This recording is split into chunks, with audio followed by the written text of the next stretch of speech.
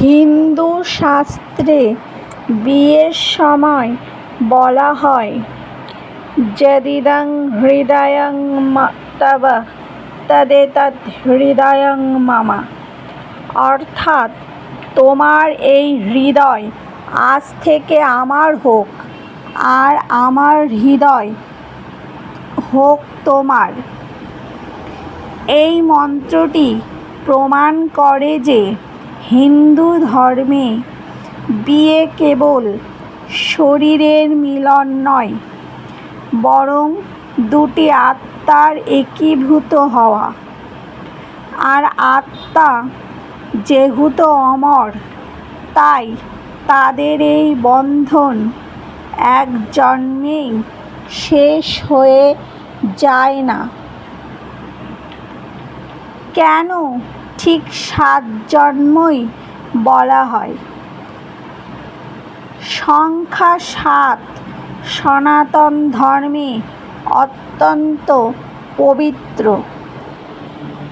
সপ্তলোক, মহাবিশ্বের 7টি স্তর, সপ্তর্ষি, 7 জন প্রধান ঋষি, সপ্তপদী, 7টি ধাপ।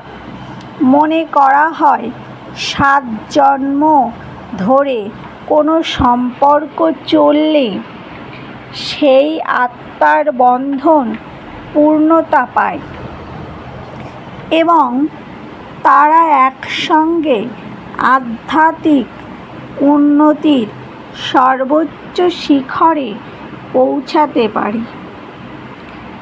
শ্রীমদ্ভগবদ্ গীতার দৃষ্টিভঙ্গি। শ্রীকৃষ্ণ বলেছেন, যং যং বাপি স্মরণ ভাবং ত্যজত্যন্তে কলেবরম।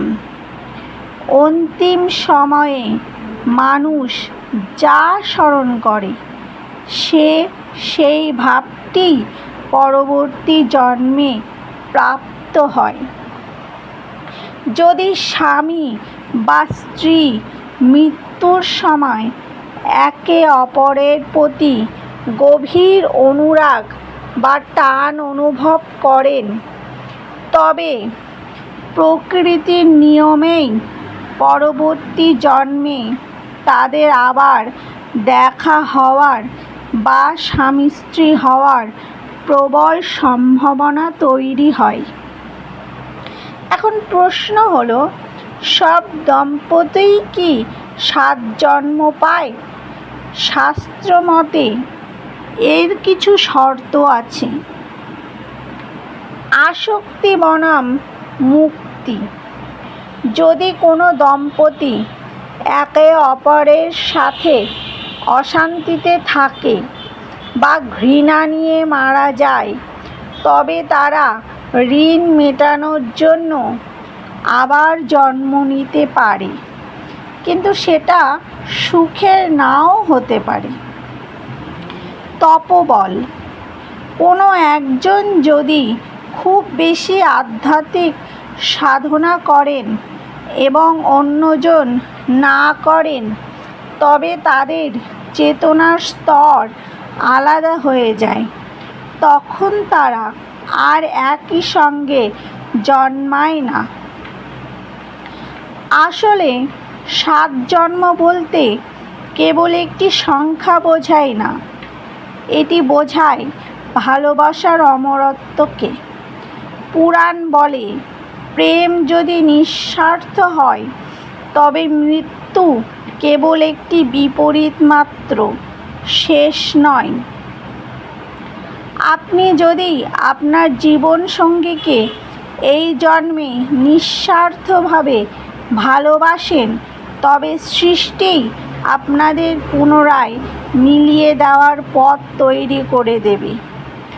সনাতন ধর্ম বা পুরাণ অনুযায়ী 7 জন্মের সম্পর্ক বিষয়টি অত্যন্ত জনপ্রিয় একটি ধারণা, বিশেষ করে বাঙালি সংস্কৃতিতে। হিন্দু শাস্ত্রে সপ্তপদী বা বিয়ের সময় আগুনের চারপাশে 7টি পাক দেওয়ার একটি বিশেষ গুরুত্ব রয়েছে। মনে করা হয় এই 7টি পাকের মাধ্যমে দম্পতি কেবল এই জন্মের নয়, বরং 7 জন্মের জন্য একে অপরের সঙ্গে চুক্তিবদ্ধ হন।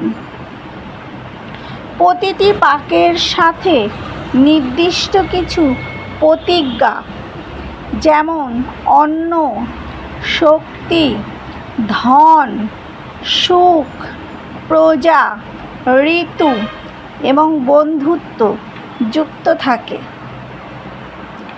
পুরাণ অনুযায়ী মানুষ তার কর্মফল এবং সংস্কার নিয়ে নূতন জন্ম গ্রহণ করে।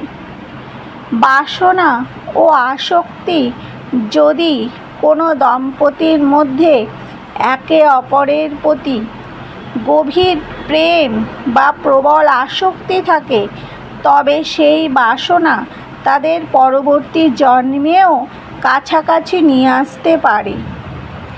শাস্ত্রমতে পূর্বজন্মের কোনো পাওনা বা দেনা মেটানোর জন্য মানুষ বারবার চেনা পরিচিত মহলে জন্ম নেয়।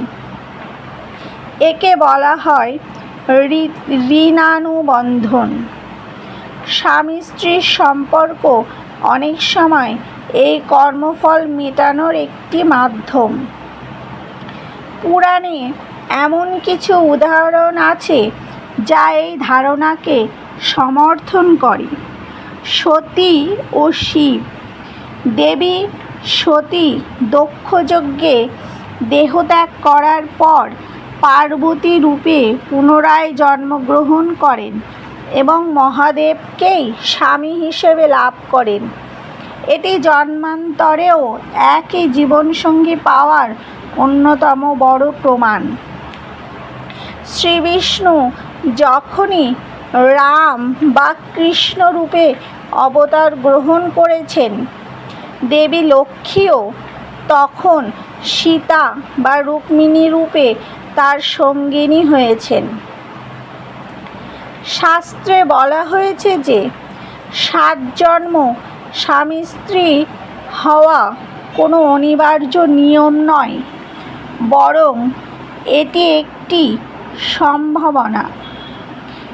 যদি কোনো ব্যক্তি এই জন্মেই মোক্ষ বা মুক্তি লাভ করেন, তবে তার আর পুনর্জন্ম হবে না। সেক্ষেত্রে 7 জন্মের হিসাব সেখানে কাজ করবে না। যদি স্বামী এবং স্ত্রীর কর্মফল সম্পূর্ণ আলাদা হয়, একজন অত্যন্ত পুণ্যবান এবং অন্যজন পাপী, তবে তাদের পরবর্তী জন্মের স্থান বা যোনি আলাদা হতে পারে। আধুনিক আধ্যাত্মিক দৃষ্টিভঙ্গি। 7 জন্ম আসলে একটি রূপক। এটি সম্পর্কের গভীরতা এবং স্থায়িত্বকে বোঝায়।